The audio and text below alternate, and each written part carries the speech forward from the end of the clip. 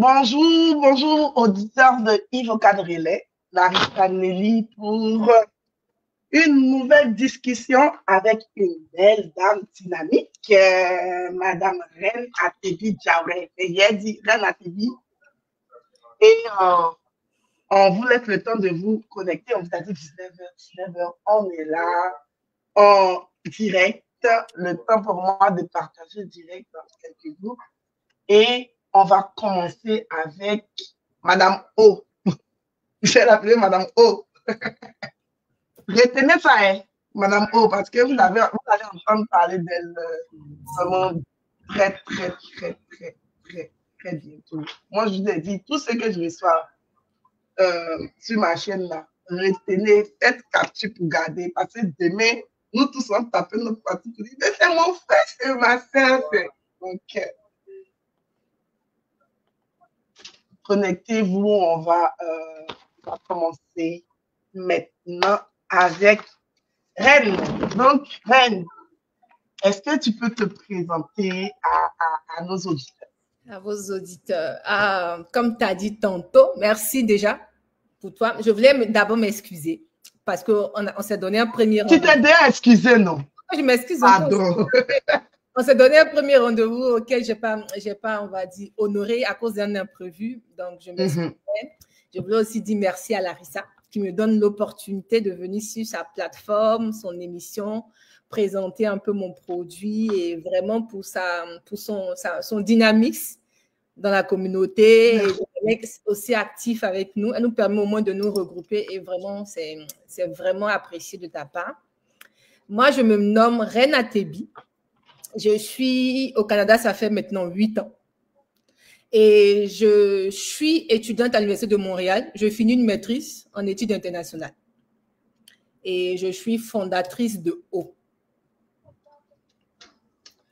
Oh, on va parler de O. Donc, quand j'ai dit à mes invités présentez-vous là, je me limite à ce qu'ils disent parce que on vient discuter d'eux, mais on vient discuter aussi de leur projet, de leurs petits bébés qui sont en train de nourrir.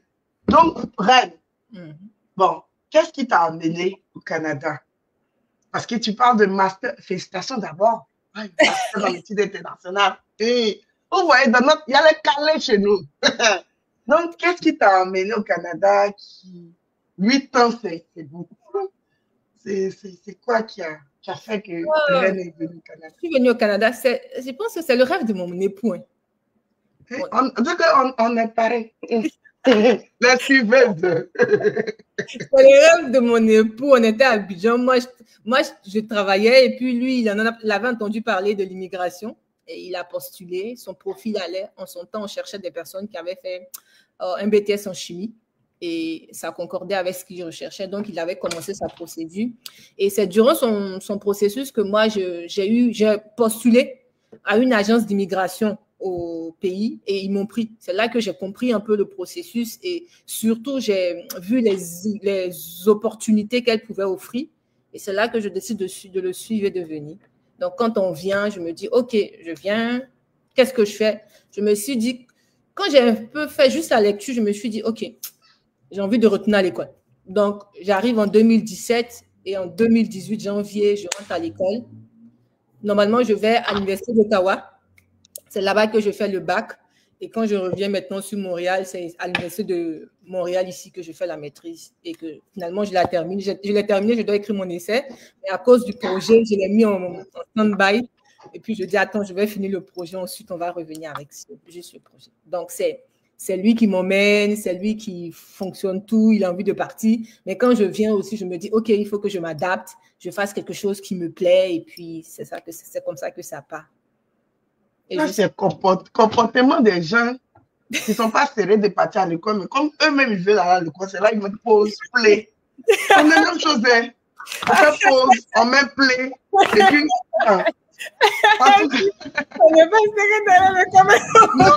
Non. C'est toi qui gères, c'est toi qui te. En commentaire, vous pouvez laisser des questions, si vous avez des questions à poser à Reine. Il n'y a pas de problème. Si je les vois, je les trucs. Donc, je dis, on reçoit aujourd'hui Reine Atebi. Donc, Reine, qu'est-ce qui a Parce que, est-ce que tu peux nous présenter O? Parce qu'aujourd'hui, c'est notre bébé, là. O. Est-ce que tu peux nous présenter O? Oui, je peux vous présenter O. Je vais essayer d'être le plus simple possible. O, c'est une application de commande gastronomique. Si on veut prendre un équivalent peut-être qui existe, c'est quoi? Si on veut matérialiser. On va prendre l'équivalent de Uber. Uber, OK.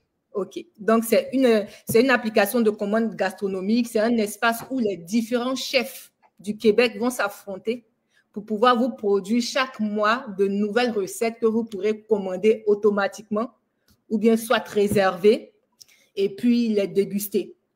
C'est simple. Mais c'est différent de Uber. C'est différent de Uber parce que je me focalise sur la gastronomie, alors que Uber vous focalise sur sur la nourriture. Les fast-food et les repas rapides. Alors que moi, ce sont des chefs qui préparent tout ce que vous voulez, on va dire, qui préparent vraiment, qui redynamisent la culture du Québec dans son ensemble et vous proposent des mets assez, je vais souligner le test sophistiqué. Est-ce que c'est des repas de chefs qui sont déjà conçus en cuisine ou c'est des repas qui vont concevoir comme des cartes de chefs spécialement pour eux? Exactement. L'idée, c'est que ce sont des repas spécialement pour nous, dans la mesure où notre système leur donne chaque mois un ingrédient sur lequel ils doivent s'appuyer pour créer le repas. Donc ça veut dire que si moi, en janvier, je prends l'exemple, janvier, c'est patates. Donc, quand je vais sur l'application O, la majorité des repas que je vais trouver dans le mois de janvier, là, il y aura patates dedans. Exactement. Ils seront fondés sur les patates en soi, mais de manière plus structurée. Ce qu'on veut faire, c'est qu'on ne veut pas qu'ils nous reproduisent les anciennes recettes déjà connues, mais qu'ils nous fassent de nouvelles recettes. Parce que ce sont les chefs, ils ont des compétences, c'est leur créativité. Donc, c'est pour ça que j'ai parlé qu'ils s'affrontent chacun là-dessus. Maintenant, comment on appelle ça? Si on est toujours dans les patates, dans le choix de l'ingrédient ou des ingrédients mensuels, est-ce que vous, est-ce que le choix, ça se base sur des produits d'ici ou bien comment se fait comme le choix mensuel de l'ingrédient? C'est l'idée principale, c'est le fait qu'on arrive à créer, parce que quand je parlais de chef, c'est tous les chefs, que tu es chef cuisinier, chef pâtissier, tu es sur le Québec, que tu ne sois pas du Québec, mais que tu immigres au Québec, tu fais partie des chefs. Et quand je parle d'ingrédients, c'est le fait qu'ils arrivent à préparer quelque chose de nouveau en se basant sur l'ingrédient local. Donc, on veut choisir les ingrédients d'ici. Les ingrédients Donc, si c'est un chef mexicain qui veut nous produire quelque chose, ça sera vraiment avec la patate du Québec, mais selon ses spécialités mexicaines. Et d'où t'es venue l'idée de concevoir O? De concevoir O. Premièrement, je dirais que c'est O avec accent. C'est pas O de l'eau qu'on boit, c'est O avec accent. Elle va nous dire comment elle a fait pour trouver le nom là même. Après, j'ai été dit comment j'ai fait pour trouver le nom. Normalement, c'était en, je dirais quoi, juillet 2024. Avec ma fille, on faisait une commande d'habitude de pizza. Et puis, on appelait le monsieur, et puis on discutait, on veut la commande. Et puis, c'est ma fille qui a dit, mais à chaque fois on l'appelle, normalement, il n'est pas censé avoir enregistré notre nom. Donc, quand elle a dit ça fait un peu comme si c'est une ampoule qui s'est allumée. Puis, j'ai dit, c'est vrai, parce qu'on est dans le quartier depuis 2 ans, on appelle toujours la même pizzeria. Donc, il doit normalement avoir notre Lix. Et quand elle a dit ça, c'est là que je commençais à m'intéresser au moins au secteur des points de vente dans les restaurants. Et j'ai commencé à analyser un peu avec les données, faire les recherches, voir les difficultés. Et c'est en faisant les recherches que j'ai vu qu'il y avait des difficultés là-dessus, au niveau même plus des restaurateurs, à leur niveau. Au niveau des produits, des coûts de production qui étaient assez élevés. Ils avaient des problèmes aussi au niveau pour avoir de nouveaux employés. Ils avaient des problèmes aussi pour retenir leur clientèle. Ils avaient aussi des problèmes aussi au niveau de leur marge de bénéficiaires. Et j'ai vu qu'il y avait toute une liste de produits. Et c'est là que juste j'ai pensé à une solution qui allait résoudre l'ensemble du problème. Mais c'est plus tard quand je vais rentrer en incubateur en janvier 2025 que là, on va me dire que tu as trop de solutions qu'il faut rétrécir. Et c'est en rétrécissant que je me suis dit, OK, je vais m'attaquer principalement au problème de la marge de profit et de la fidélisation de la clientèle. Ces deux problèmes-là, juste me spécifier dessus et je vais continuer avec. Donc, c'est sur ça que ça part avec O, juste qui s'intéresse juste à ce secteur-là, en quelque part. Mon micro était fermé. Est-ce que le fait que, par exemple, chaque mois, on a un ingrédient phare qui est peut-être, je vais dire, avant qu'on était dans les cités universitaires, là, quand tu veux manger ton descend du fruit de saison. Donc, tu te rappelles, fruit de saison. Est-ce que c'est prendre l'ingrédient selon ce qu'on trouve le plus sur les tables qui va faire que on va parler de réduction de coûts? Parce que tu parles de réduction de base, mais nous tous, on va pas se mentir, il n'y a pas de panier de ménagère, c'est rendu quasiment tellement difficile de s'approvisionner. On est obligé de faire des astuces, aller se mettre ensemble, aller à la ferme pour acheter, aller dans les champs pour acheter. Tu sais, donc, est-ce que quand tu parles de réduction de marge, c'est vraiment axé sur le fait que, vu que moi j'ai mon ingrédient qui est comme le plus populaire dans ce mois-là, dans les champs du Canada ou du Québec, c'est ça qui va permettre à ce que mon créateur, mon chef, puisse réduire les coûts et être compétitif. D'accord. C'est une bonne question. Normalement, ta question a deux réponses, deux volets, parce que c'est deux facteurs. Okay. Premièrement, j'ai dit que j'ai étudié en études internationales. Oui. Être en études internationales, c'est toucher un peu, soit tu es diplomate, soit tu travailles à la fonction publique, soit tu es lobbyiste, un peu dans le secteur politique. Donc, ça te permet d'avoir une vision assez, je ne dirais pas trop large, mais une bonne vision de l'économie, de comment comment l'économie mondiale fonctionne un peu. Le fait du libre-échange, en quelque sorte. Oui. Concernant le Québec, vraiment, au niveau des produits ici, à cause de la température ou bien de la météo, le Québec exporte beaucoup quand même. Oui. Elle exporte beaucoup. Et ce qui fait que les gens investissent moins dans les cultures locales. Ce sont ceux qui ont à cœur vraiment du métier, qui sont toujours en train de travailler dans ces cultures, ce qui fait que leurs produits sont saisonniers. Nous sommes d'accord? Ce qui fait aussi, comme les produits sont saisonniers, elles ne sont pas en abondance. Donc, quand en été, elles nous donnent, c'est toujours plus cher. Parce que ils sont là, leurs produits sortent, c'est plus cher, c'est local. C'est eux seulement, ce n'est pas une grande perte. Ce ne sont pas des gens, on va dire le gouvernement ou des gens n'investissent pas dans la culture de manière abondante pour que tout le monde puisse la faire et ça va produire plus et les prix vont chuter. C'est ça l'idée, premièrement. Donc, quand tu regardes un peu comment la chaîne agricole fonctionne, tu te rends compte que c'est parce qu'on produit peu que les prix locaux sont beaucoup. L'idée avec ça, c'est inciter la demande. Donc, ce que j'ai voulu faire, ce que je suis en train de faire, c'est créer un partenariat avec le tourisme agro-culture. C'est eux maintenant qui vont me citer avec nos partenaires quelles sont les cultures qu'il faut inciter aux gens. Donc, pour d'abord inciter les gens, il faut que la population, il y a une grosse demande. Donc, avec eux, on veut susciter une demande des gens. On veut que tout l'ensemble du Québec se sente fier de pouvoir manger québécois. Québécois. Exactement. Et c'est là que je me suis rendu compte que ceux qui arrivaient facilement à faire manger au public, c'était les restaurateurs. Et dans ces restaurateurs, ceux qui devaient être mis en avant, c'était les chefs. Donc, c'est inciter la demande, mais préparé par des chefs qui vont nous faire de nouveaux mets et peut-être de nouvelles recettes qu'on va pouvoir partager pour inciter un peu les gens à être plus nationalistes. Donc, l'idée première, c'est augmenter la demande. Parce que si la demande augmente, les gens auront envie encore d'investir dans la culture, donc produire plus, donc baisser les prix. C'est pour faire simple. C'est plus, on va dire, complexe que ça, mais j'essaie de faire un peu plus simple. Donc, l'idée, c'est ça.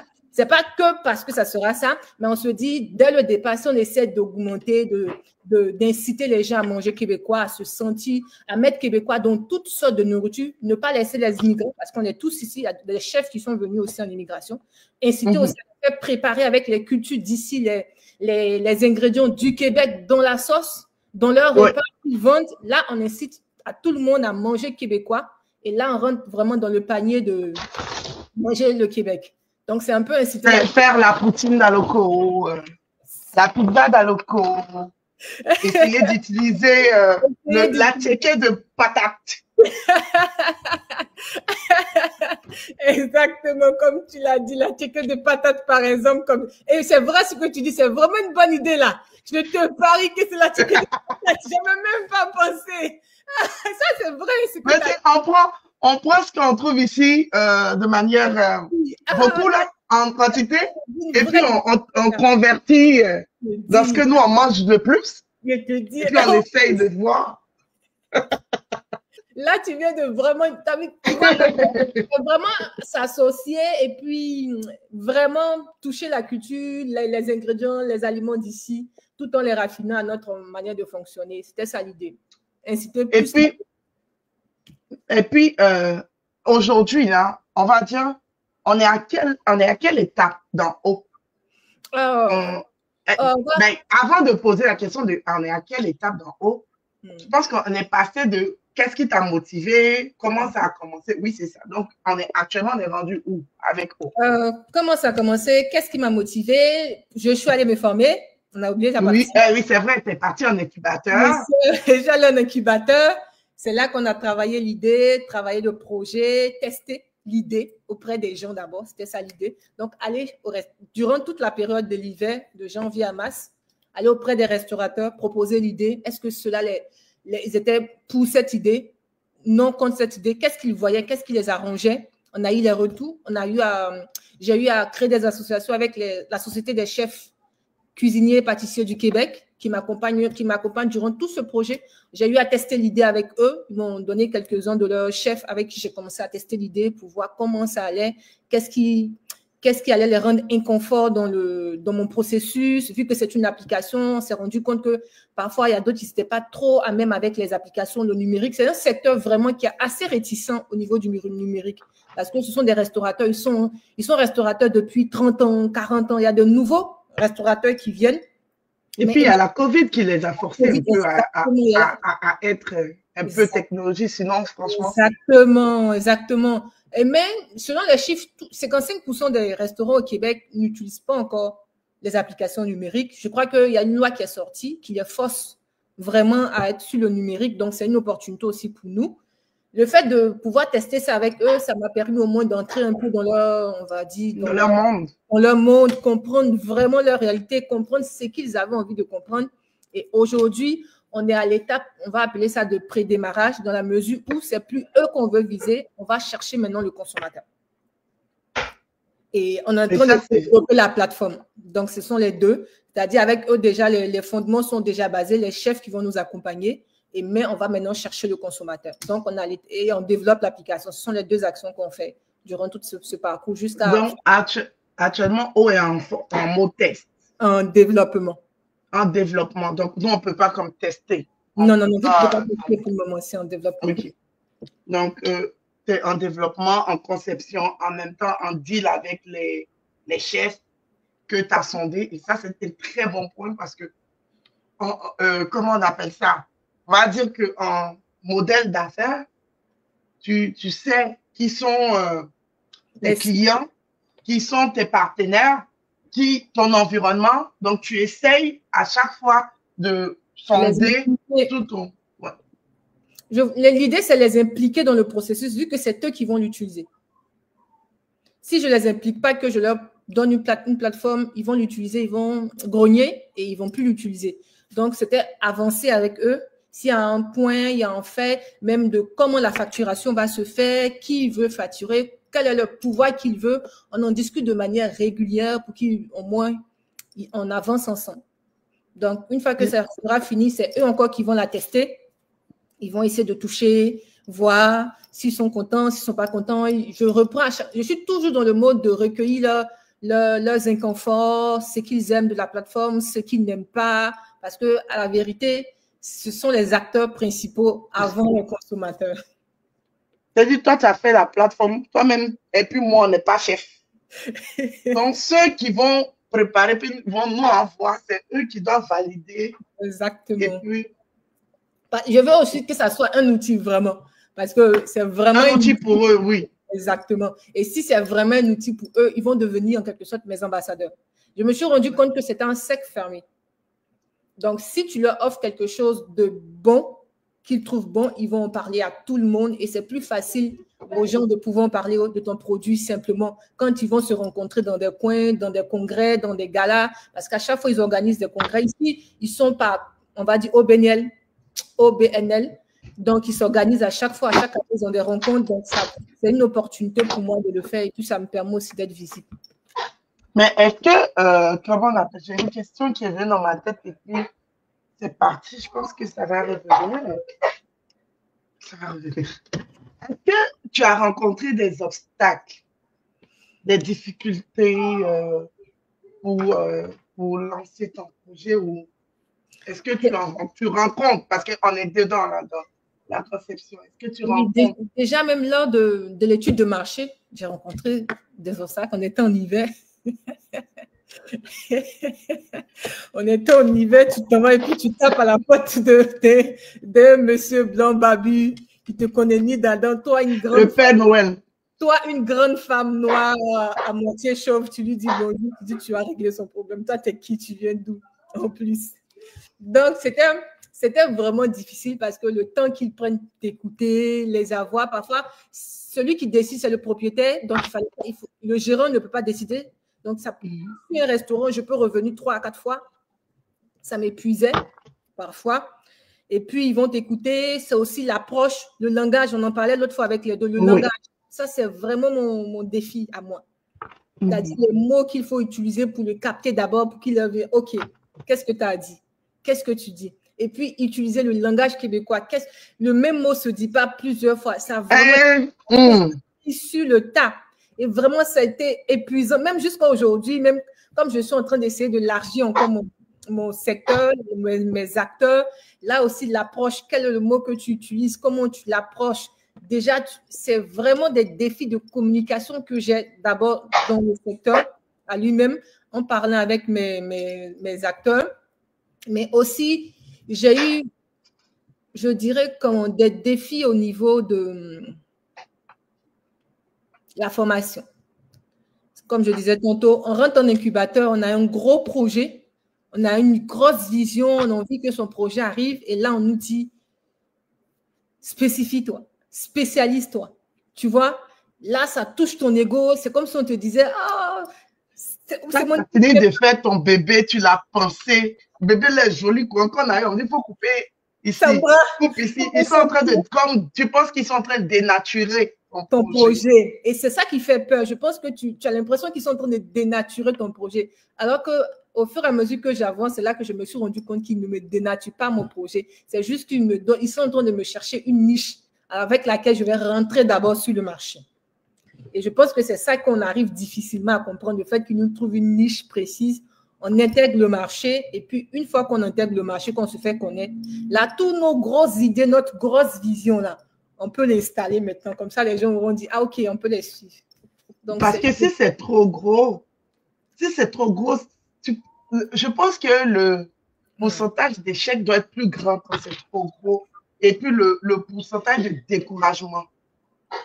Parce que on est en train de parler de quelque chose, tu as parlé d'une idée qui est née en 2024, on est en 2025, on est en train de partir. Le projet n'est pas encore viable. Avec ça, tu dis qu'ils ont réduit des choses. Donc, imagine que si c'était plus grand, ça allait prendre encore un délai plus long. Or, le temps aussi, souvent, il joue contre nous parce qu'il peut faire que tu vas te décourager. Mais moi, j'ai vu quelque chose, c'était trop facile. C'est une application. Je rentre dans la matrice et puis ça sort, c'est quoi on est en train de faire et puis ça finit pas. Exactement, c'est ça. C'est la même idée qu'on a toujours à dire, oh, c'est facile, la technologie. C'est normal, c'est censé être rapide et puis on te dit. Et puis le problème, c'est que c'est aussi quand le développeur te dit non, ça ne fonctionne pas comme ça. C'est pas ça, tu vois, ça en comme ça. Non, non. Ça, c'est des heures. C'est une technologie qui est allée chercher là-bas, qui est revenue. D'abord, il faut nous-mêmes, quand on la développe, on ne la voit pas, ça met des heures. Donc, quand tout le monde t'explique la même chose, c'est là que tu te dis, OK, on va aller doucement. Peut-être que j'ai trop une grosse vision, on va la rétrécir, enlever, prendre l'essentiel. Où est le point qui fait mal au restaurateur? On cherche ce point-là. C'est sur ce point-là qu'on se base. Et puis ensuite, si on pénètre le marché ensemble, on va retourner à rien. Et tu sais, ma question là est revenue. D'accord. Ma question que j'avais oubliée, c'était que est-ce que l'application O va faire que nous, on va pouvoir commander, aller au restaurant, prendre et puis venir chez nous sans avoir à s'asseoir, par exemple, au restaurant. Et puis avoir aussi c'est comme on a notre chef à domicile. Exactement. C'était le second service dont je voulais parler. Normalement, avec l'application, vous avez 3 options, c'est-à-dire la commande immédiate ou récupérer de manière immédiate, la réservation, si vous voulez faire une réservation que vous voulez le centre, et 3, le service de chef privé. Donc, vous avez là l'opportunité, lors de vos brunchs à la maison, ou soit de vos brunchs professionnels, de pouvoir avoir un chef, de pouvoir commander sur l'application les services d'un chef. Il viendra le faire le service chez vous à la maison, avec tout le matériel possible. À ce niveau-là, ça fait partie du package, des heures qu'on dispose au niveau de comment c'est facturé. Donc, il pourra venir chez vous à la maison, vous préparer le mets que vous souhaitez en fonction de vos moyens. Donc, il y a le service de chef privé qui est attaché à la plateforme. Tu nous rends VIP. Donc, quand je t'écoute là, pour moi, comment tu as pu, à ce jour, surmonter les quelques obstacles? C'est que tu es toujours dedans là, mais tu nous as parlé de rentrer en incubation, donc formation. Tu nous as parlé des sondages. Tu nous as parlé d'avoir la communication parce que les codes, donc l'acquisition de codes, donc ça rentre aussi dans la formation. Tu nous as parlé aussi de pouvoir se calmer et puis d'écouter l'environnement et puis s'ajuster avec, parce que tu as parlé aussi de développeurs et tout. Donc, tout ça, c'est dit, pour pouvoir surmonter des obstacles, tu essaies de t'entourer des personnes qu'il faut pour pouvoir faire que ta solution fonctionne. Donc, ça, c'est... Je pense que ceux qui m'écoutent là, écoutez bien, parce que je vous ai dit, à chaque fois que je reçois quelqu'un, on prend une graine. Et si vous suivez, vous allez voir qu'ils vous donnent vraiment des bons conseils. Peut-être qu'ils se sont fracassés la figure, mais si vous les écoutez, ça va peut-être vous faire gagner peut-être 1 an, on ne sait jamais. Et puis de l'argent surtout. Et puis de l'argent aussi. Parce que là, Reine a parlé, par exemple, d'incubateur. Moi, je peux te poser une question de comment faire pour rentrer dans un incubateur. Est-ce que tout le monde peut rentrer dans un incubateur? Tu me réponds vraiment au mieux de tes connaissances selon ton expérience. Dans l'écosystème québécois ici, il y a plusieurs types d'incubateurs. Bon, d'abord, avant, c'est quoi un incubateur pour ceux qui ne savent pas? Est-ce que je connais, mais je vais essayer de dire quand même. Il faut être dans tes mots. D'accord. Incubateur, accélérateur, c'est à peu près la même chose. C'est la même fonction, mais ça dépend à des niveaux différents de la progression de l'entreprise. Ils sont spécialisés dans le fait de suivre, former, accompagner les startups. Les startups. Quand on parle d'une startup, c'est une entreprise purement technologique. Comme je disais avec O, c'est une application. Tout se fait de manière automatique, que ce soit au niveau même du contact, de la vente et du retrait des financiers. Il n'y aura aucun contact physique. Donc, tout se fait. Donc, tout ce qui est start-up en quelque sorte, c'est dans cette spécialisation-là qu'ils sont. C'est pour ça qu'on parle d'incubateurs et d'accélérateurs. Les incubateurs peuvent commencer ton idée. Moi, ils sont partis à partir de l'idée.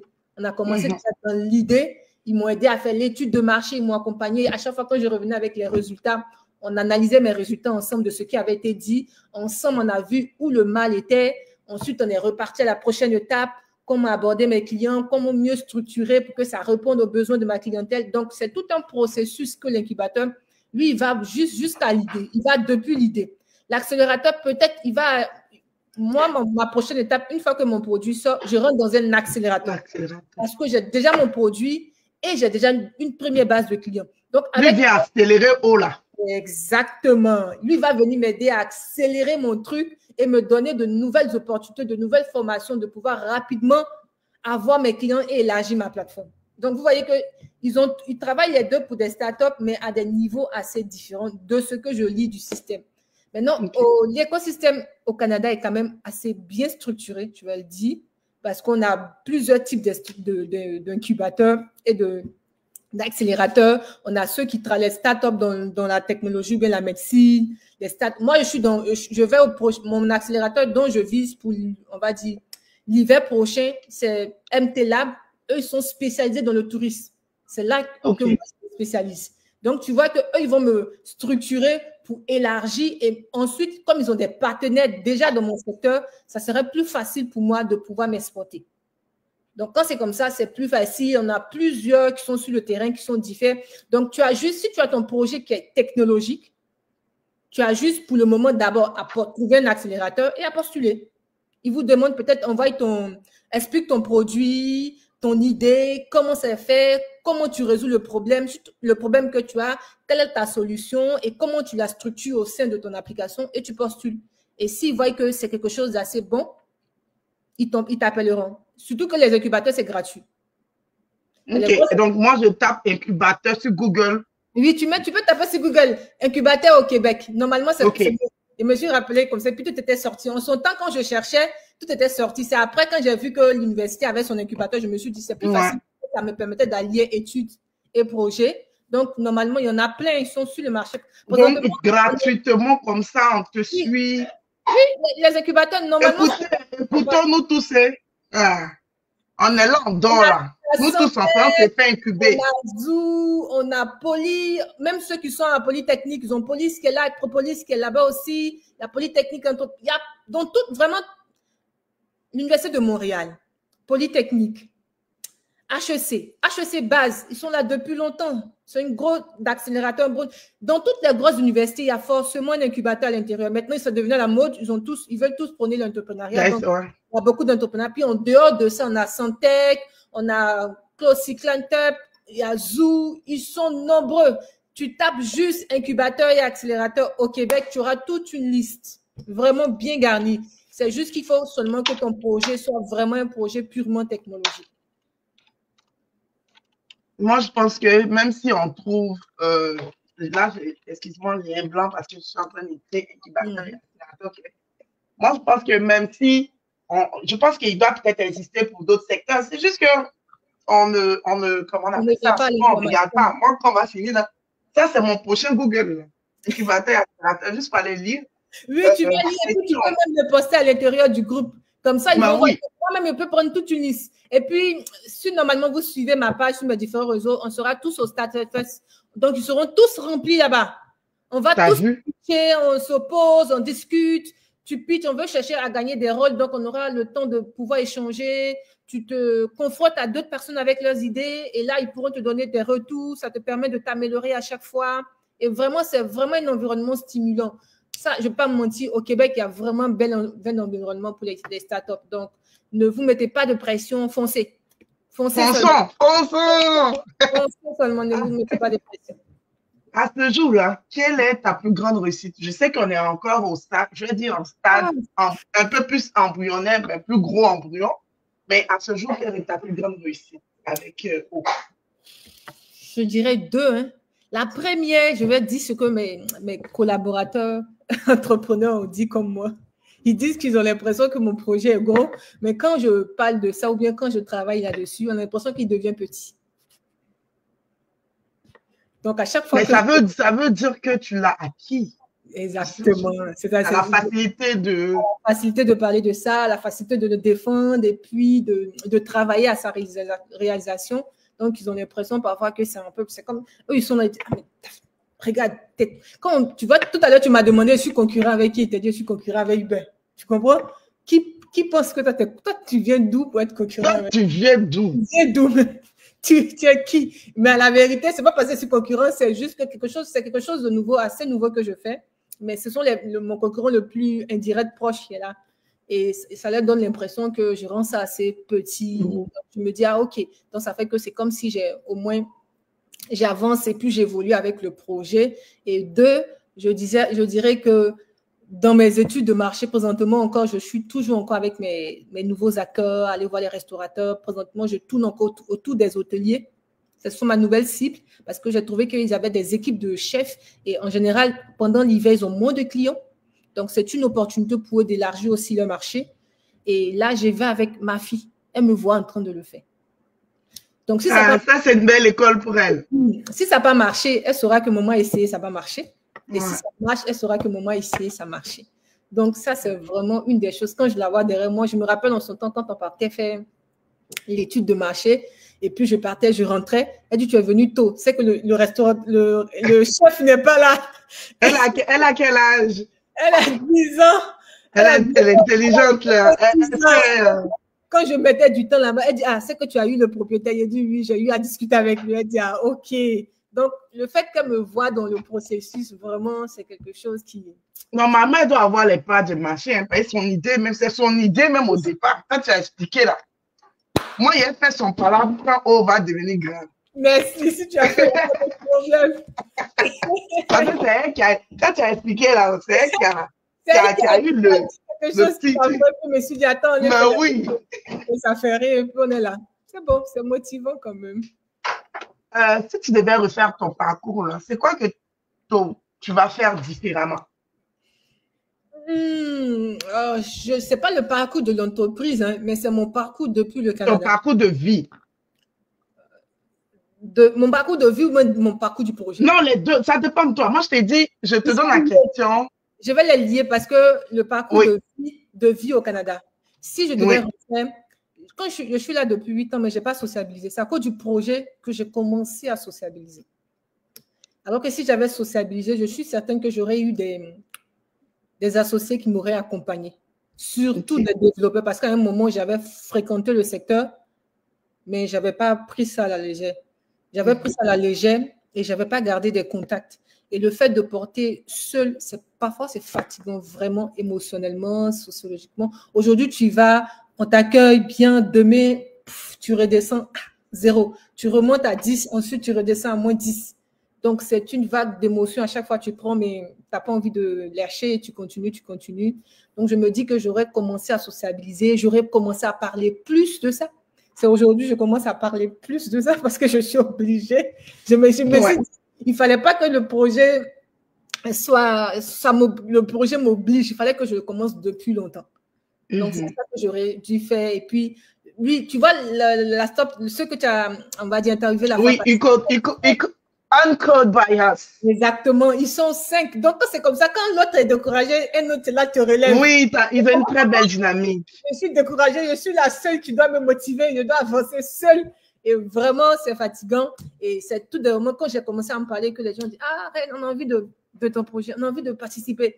Et c'est là que je suis en train de travailler présentement avec une qui m'accompagne. On va voir ensemble comment on travaille, si on travaille bien, on va aller ensemble. Et c'est là que je me suis rendu compte qu'il fallait simplement que j'en parle aux gens. Alors que je n'en avais même pas parlé.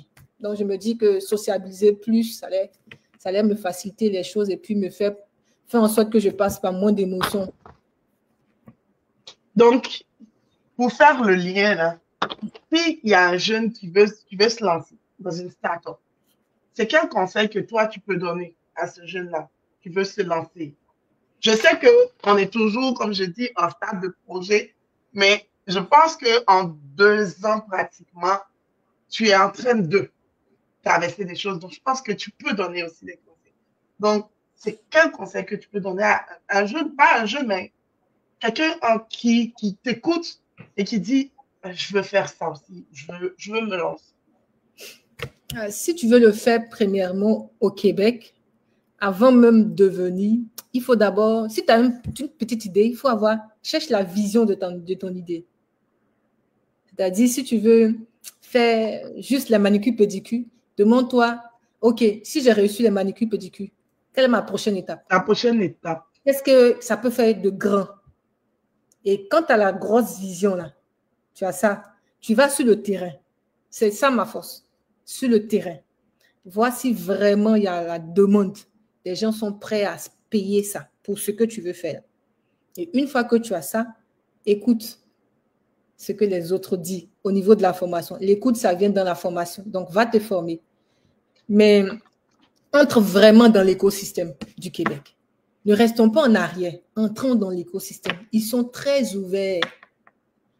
Ils sont très ouverts. Ils attendent juste que vous ayez les idées pour le Québec et non pas pour la communauté.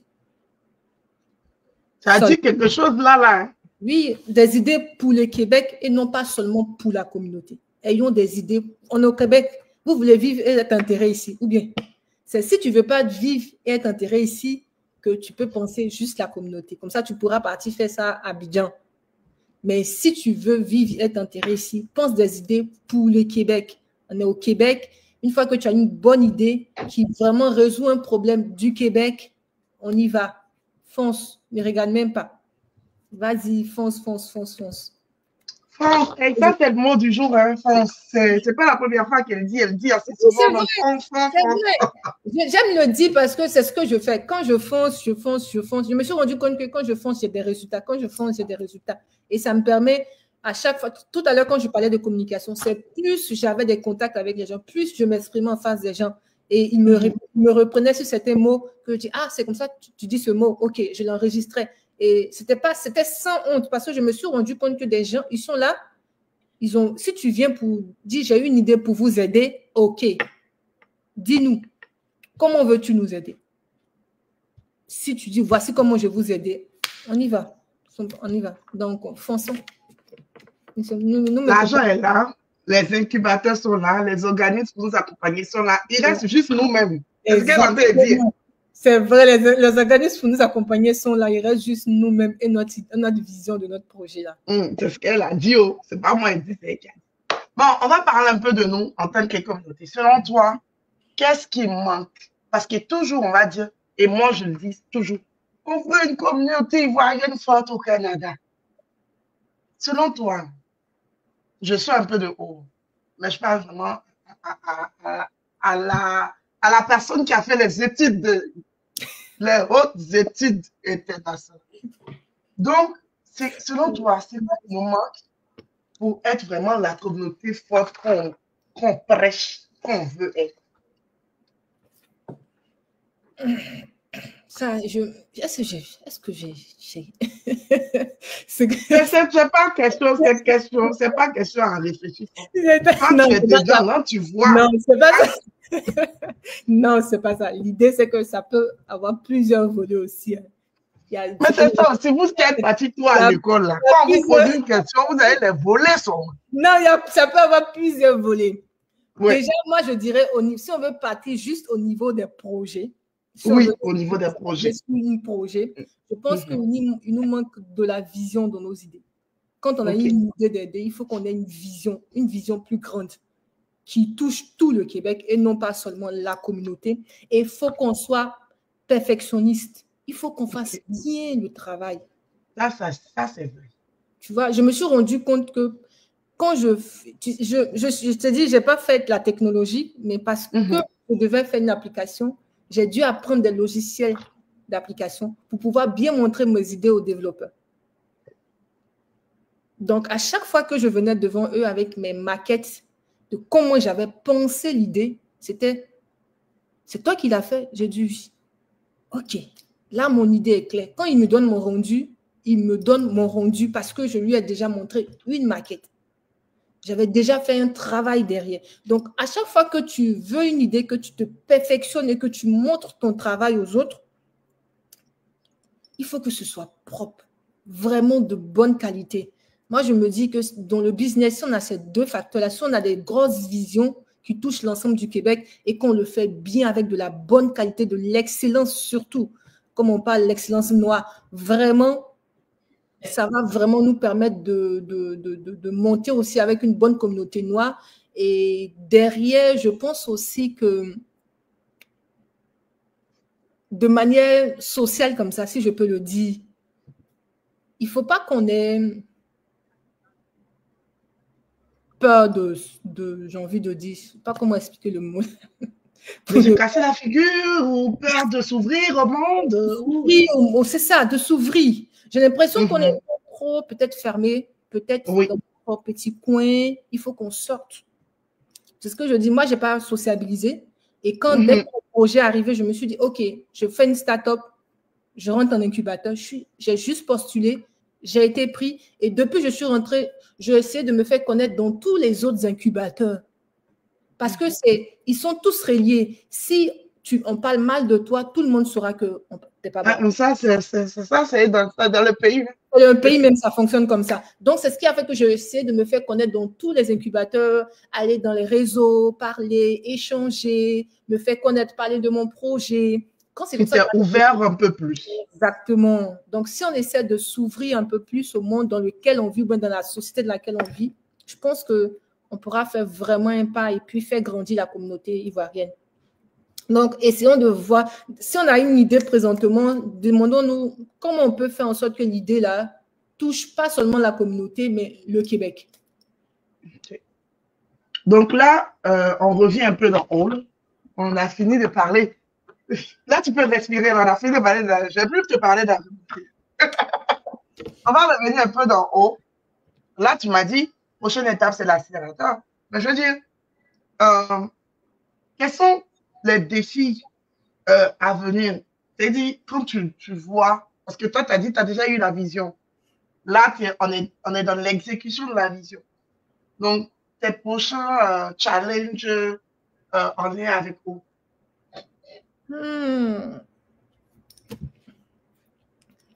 Je dirais premièrement, les consommateurs. Ah oui, c'est ça, parce que tu as bien. On se comprend. Tu as bien eu les trucs. Il reste ton environnement, là, il reste quoi? Nous, on va venir manger. Je dirais les consommateurs parce que je vais en gastronomie. Comme je dis, je ne fais pas des repas rapides ni des fast-food. Donc, ce sont des chefs. Donc, nos enfants qui mangent les McDo, ils sont out. Maintenant, nous autres, tu vas nous apprendre à manger. Ce que je veux dire, c'est que les restaurants comme McDo, tu ne les verras pas sur ma plateforme. Ça, c'est un. Les restaurants où on fait, quand vous venez, quand on vous sert rapidement, vous partez, ça aussi, je ne pourrais pas les avoir parce que ce n'est pas ma cible. Donc, ma cible, ce sont plutôt les restaurants complets dans lesquels vous pouvez vous asseoir et un chef vous cuisine la nourriture. Donc, c'est un peu une expérience culinaire dans laquelle on part. Et ça, pour le départ, vraiment, je veux toucher tout le monde. C'est pour ça que je parle de vulgariser un peu la gastronomie en soi. Et je veux aussi faire comprendre aux minorités, c'est-à-dire comme nous, que c'est aussi une plateforme pour nous parce que ça nous permet de pouvoir élargir notre cible. En général, quand on fait un restaurant africain, on ne cuisine que pour des Africains. Je veux qu'on prenne notre cuisine, on la sophistique, on l'adapte à notre marché aussi et on aille toucher tout le monde. Donc, ça nous permet d'élargir aussi votre cible. C'est ça l'idée au juste. Donc, je me dis que ça sera aussi trouver comment toucher mes consommateurs, surtout le développement. Un de mes défis aussi, ce sera de trouver un associé, un développeur forcément, un développeur senior. C'est la tâche à laquelle je max ces 2 jours-là. Donc, je pense que c'est ça un peu mon défi. Est-ce que tu as fait un appel à développeurs? Ah, tu sais, c'est pour ça que je suis sur ta plateforme pour parler de ça. Parce que dans la communauté, je sais qu'il y a des développeurs. Maintenant, ça dépend de ce que tu cherches. Le projet, ce n'est pas que je cherche des développeurs. Je cherche le développeur. Le développeur. Voilà ton appel là aussi. Pointueuse aussi qui est là. Je cherche le développeur. Donc, s'il entend ma voix, qu'il touche son âme, un passionné comme moi, qu'il vienne, je l'attends. Donc, on cherche avis au développeur. Mobile, surtout un back-end. Tu vois ça?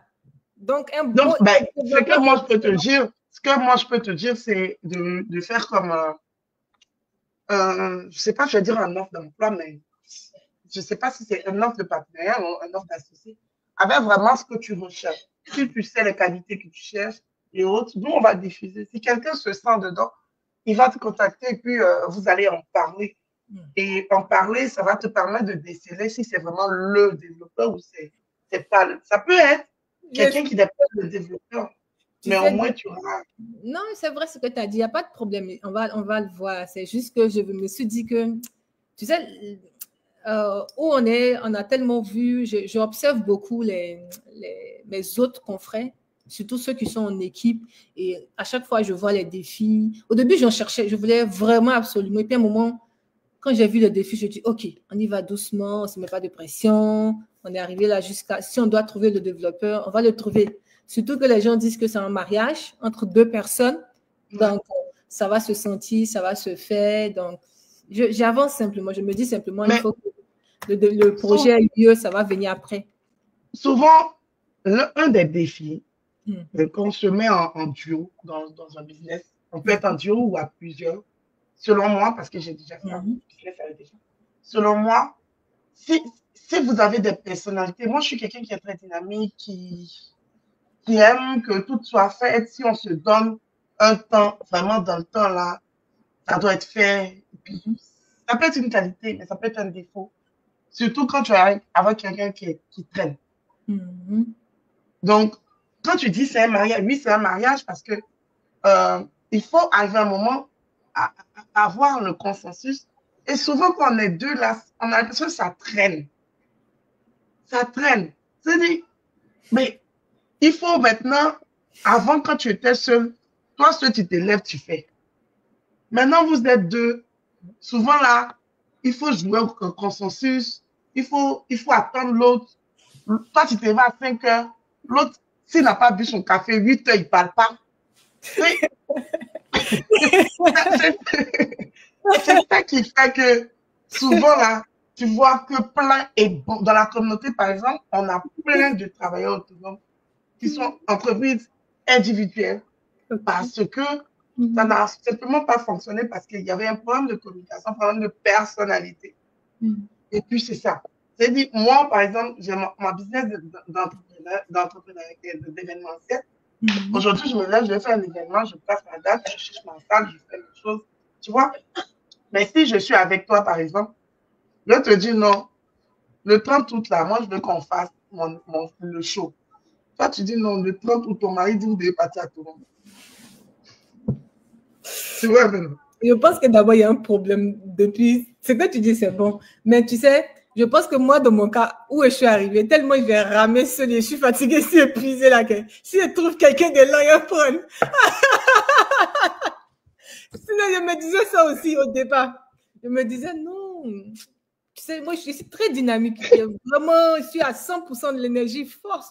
Je mâche ma chose. Quand on doit le faire, on le fait en avance. On le fait en avance. Et puis, à un moment, je me suis assise, je me dis, je suis essoufflée, je suis fatiguée. Ça m'a rendu plus humble. Lui, ça a beaucoup de choses, mais l'expérience.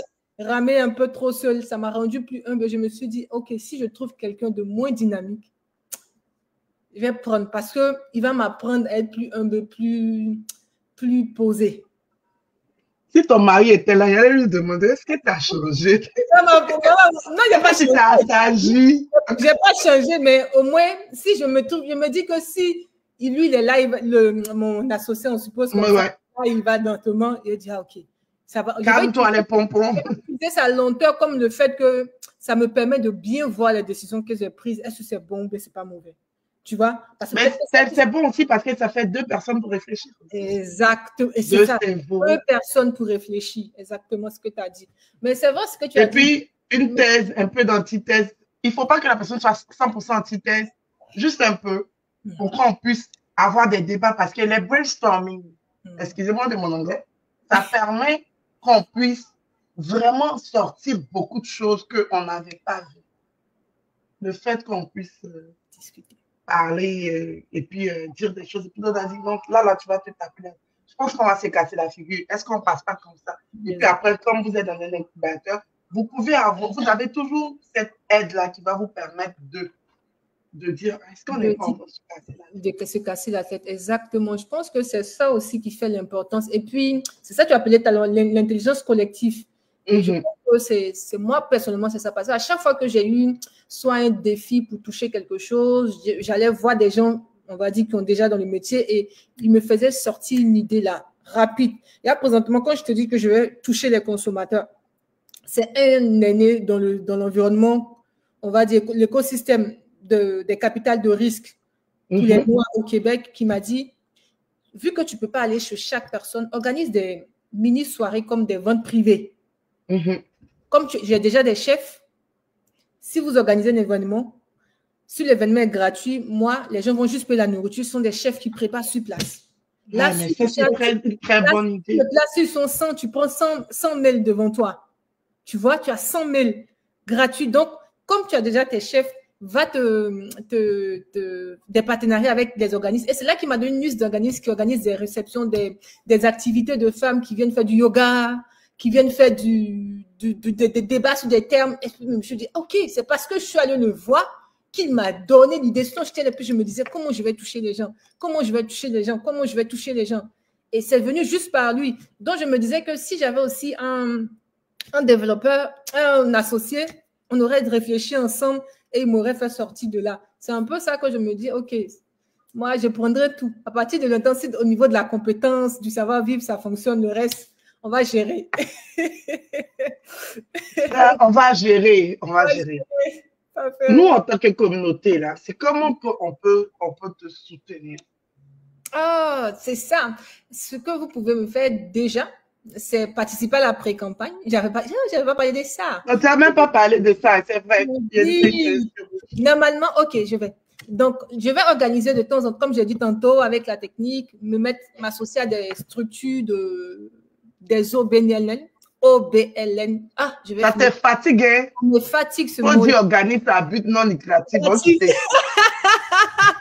OBNL. OBNL. Donc, oui.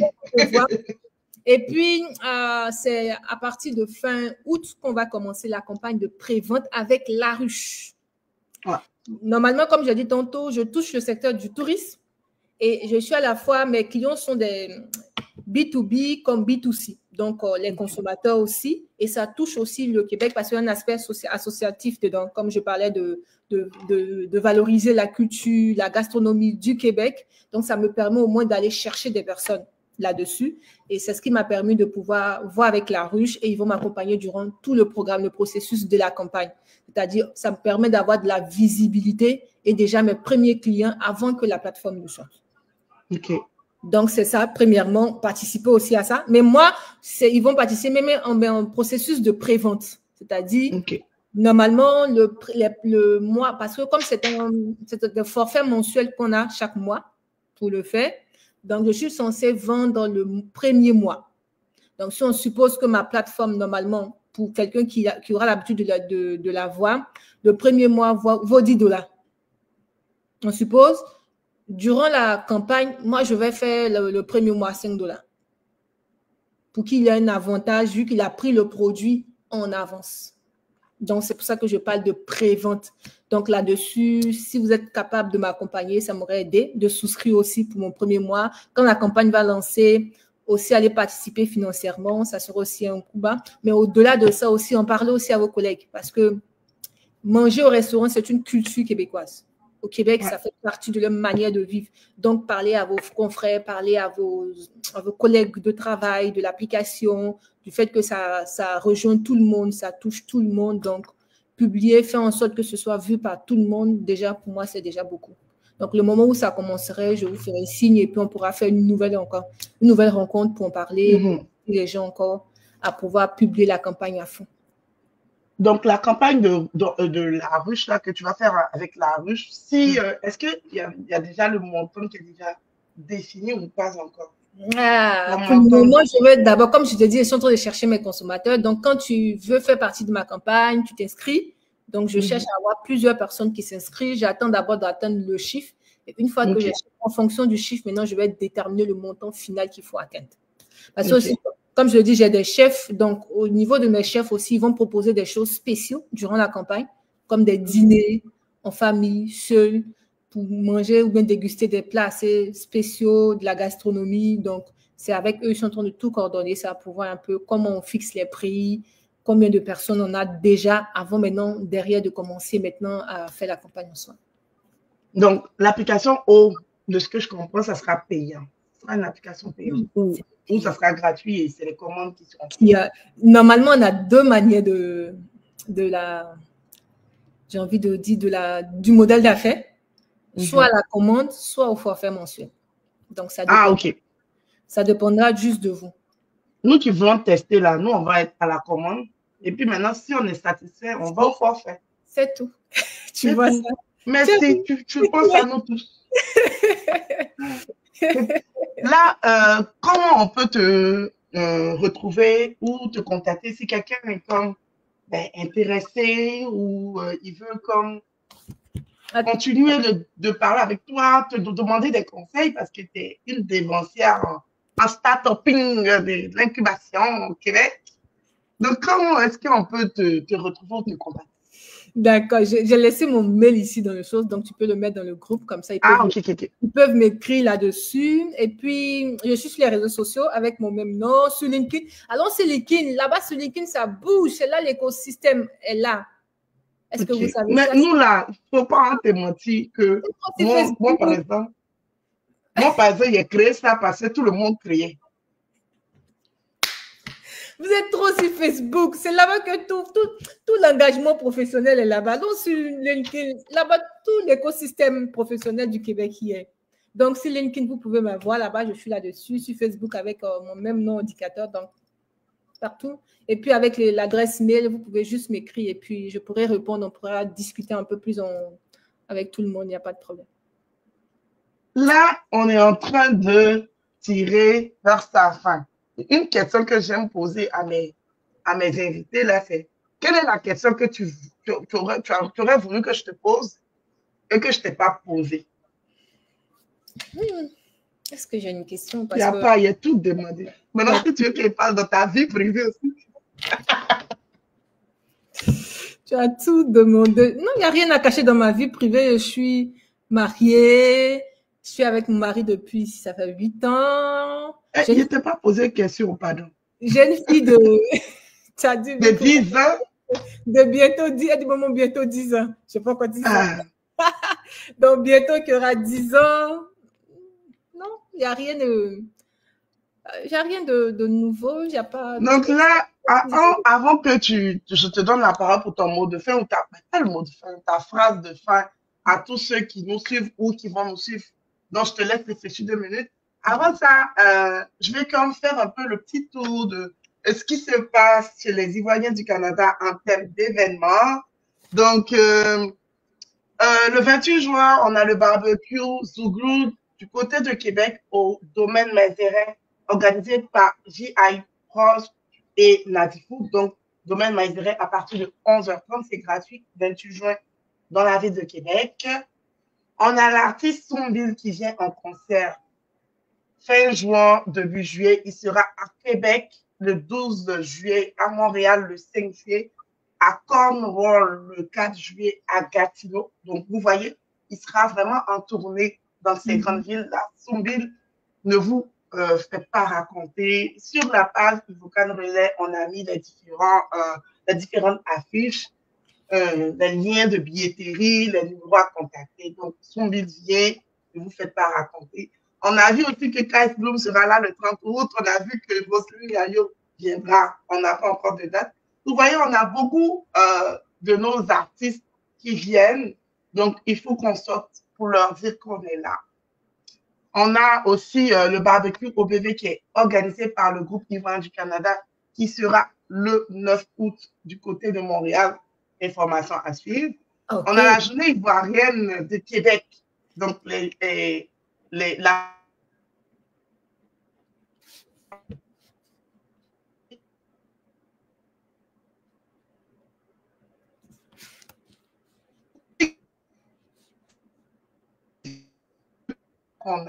on plonge dessus.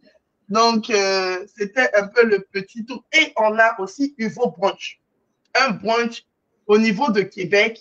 Ça va intéresser un peu Rennes parce que c'est vraiment de la cuisine. On n'est pas encore rentré dans la gastronomie là, mais on vient manger.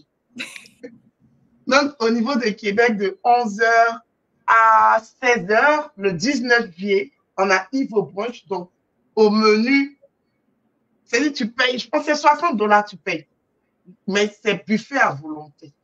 Attiqué, poisson braisé, à l'eau, déguet. Je pense que tu as droit à un déguet, un jus, le reste tu dois payer. Il y a Bofloto, il y a... En tout cas, je vais vous donner le menu. Il y a placaillis, tout ça là. Tu payes $60, puis tu te sers. Donc, imaginez. Et puis aussi, du côté de Montréal, Cuisine Ivoire qui fait aussi je pense qu'il y a qui fait aussi une une réception, un événement Cuisine Ivoire le 28 juin du côté de Montréal.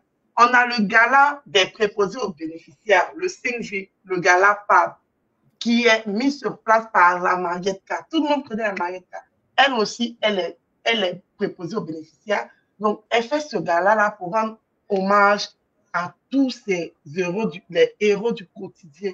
Parce que vous savez que les préposés aux bénéficiaires, ils sont là pour tous ceux qu'on ne voit pas, pour tous ceux qu'on a oubliés. Ils sont là pour prendre soin aussi de nos aînés. Donc, ce gala-là, le 5 juillet, pour les préposés aux bénéficiaires. On a le salon de l'immobilier Timofi 2025 qui sera aussi du côté de Montréal. Vous voyez, on a trop de choses. Donc là, je vais donner la parole à mon invité reine pour sa phrase de fin à notre égard. Est-ce que j'ai une phrase de fin? Mais j'ai 4 points peut-être à rappeler ou bien à revenir pour inciter vraiment la communauté à ne pas complexer sur quelque chose, à entrer dans l'écosystème entrepreneurial. Il y a beaucoup pour nous. Je souhaite que vraiment, je pense qu'on a vraiment des idées. Je ne suis pas la seule à avoir des idées. Moi, l'idée a été nommée l'année passée et je suis rentrée juste là. Quelques mois plus tard, j'étais en incubateur. Aujourd'hui, je suis en train de développer la plateforme. On marche en avance. Donc, je pense qu'aussi, il y a des gens qui ont vraiment beaucoup d'idées au sein de notre communauté. Il ne faut pas se mettre des barrières ni des préjugés.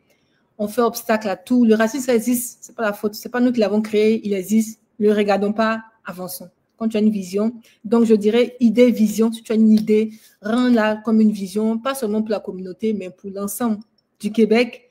Ensuite, fais en sorte que ton idée soit vraiment de qualité, perfectionne-toi, ça n'est pas un problème. Entoure-toi, donc entre dans l'écosystème entrepreneurial du Québec, ils offrent beaucoup d'opportunités, le gouvernement donne beaucoup de subventions. Les gars, il y en a des subventions. Les gens, ils n'ont même, tu sais, il y a des gens qui sont à mon étape encore, puis ils ont déjà 2 millions de subventions dans leur compte. Tu sais ça? C'est si frustré, moi. Donc, venez, il y a des subventions et puis foncez seulement. Allons-y. Ne restons pas en amont, restons en avant. Et puis, l'entrepreneuriat, c'est difficile, mais c'est tellement excitant. Parfois, il y a l'impression que c'est une adrénaline en moi. Quand je ne suis pas sur mon projet, que je travaille sur autre chose, je suis triste. Je suis vraiment... le temps. Oui, j'ai l'impression que j'avance pas. Alors que quand je suis sur mon projet, je prends plaisir à travailler, à avancer, à appeler, à communiquer, à envoyer les messages, à rentrer en contact avec les personnes. Même quand je reçois des mails, non, on peut pas travailler avec toi. Je dis, OK. Mais ici, ce que j'aime, c'est la culture du référent. C'est-à-dire, quand on peut pas travailler avec toi, on te réfère à quelqu'un d'autre qui peut peut-être travailler avec toi. Donc, essayez. N'aie pas honte. Et puis, comme il y a une qui me disait, la seule chose qu'on peut te dire, c'est non. Non, ça tue personne. Ouais. Donc, foncez. Ah, tu as vu, on est en train de partir.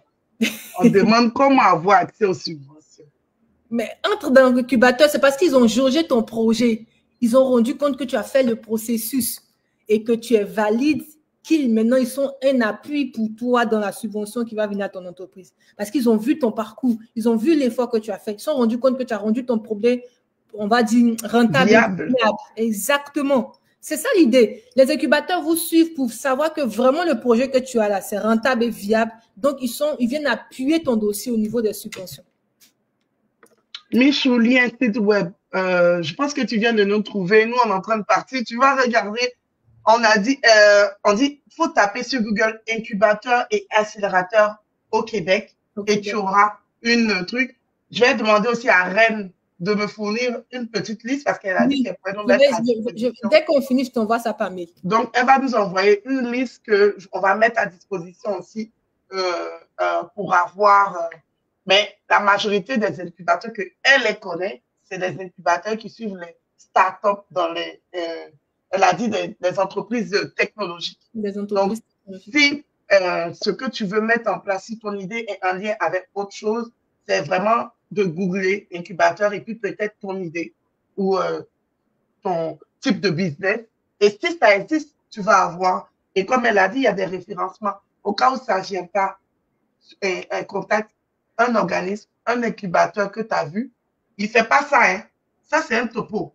Toi-même, tu sais qu'il ne fait pas. Mais tu appelles ou bien tu contactes et puis ils vont te dire, on ne fait pas ça. Vois avec. C'est ça qu'elle a dit dessus. Va voir avec lui, il fait. Donc, ok, tu as manqué des bouts. Donc, c'est ça. Incubateur, accélérateur au Québec. Et puis, elle va me donner la liste. Mais comme elle a dit, elle, c'est dans son domaine de start-up, d'entreprise technologique. Mais elle nous a donné un bout. Nous, on va prendre le bout là et puis aller chercher le reste. Parce que c'est ça. Donc, merci beaucoup, Arène. Merci. Réussi, vraiment, c'était. Merci pour nous. Et puis, le mal qu'on peut te souhaiter, c'est de nous faire manger à ticket de patates. Tu sais que ton idée là, il a pris ça au sérieux. Je te jure que je vais aller essayer à ticket de patates. On ne sait jamais.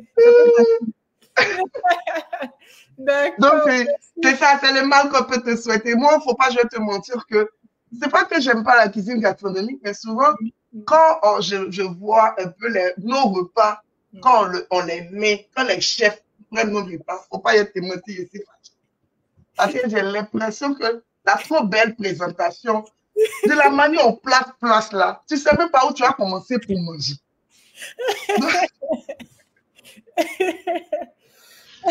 Sinon, c'est vrai qu'on n'aime pas la reste. Et puis, nous aussi, on a la culture du zouzou. Je te dis.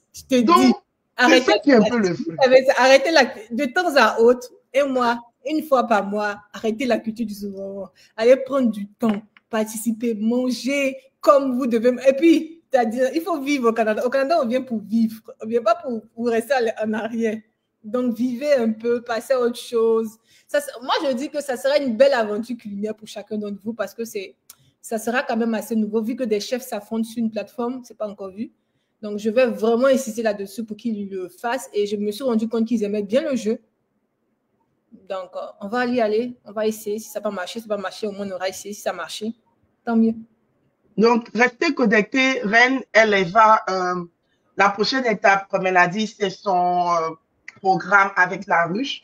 Elle a besoin de nous. Elle veut qu'on en parle. On travaille avec des natifs, on travaille avec des immigrants d'autres nationalités. En tant que communauté, essayons de booster elle. Essayons de... Elle fait son travail sur le terrain. Elle va taper à des portes et autres. Elle va vouloir se lancer. Il faut que, au moins, moi je dis, par exemple, dans le groupe Ivoirien du Canada, on est 5 000. Imaginez que si elle lance je te jure. Même si on ne paye pas, on partage. Une personne partage. Elle a 5 000 partages.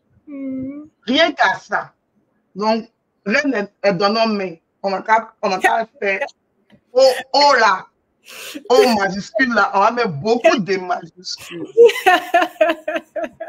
Bonne soirée à tous et puis merci de nous avoir suivis. Bye. Bye. Bye, merci.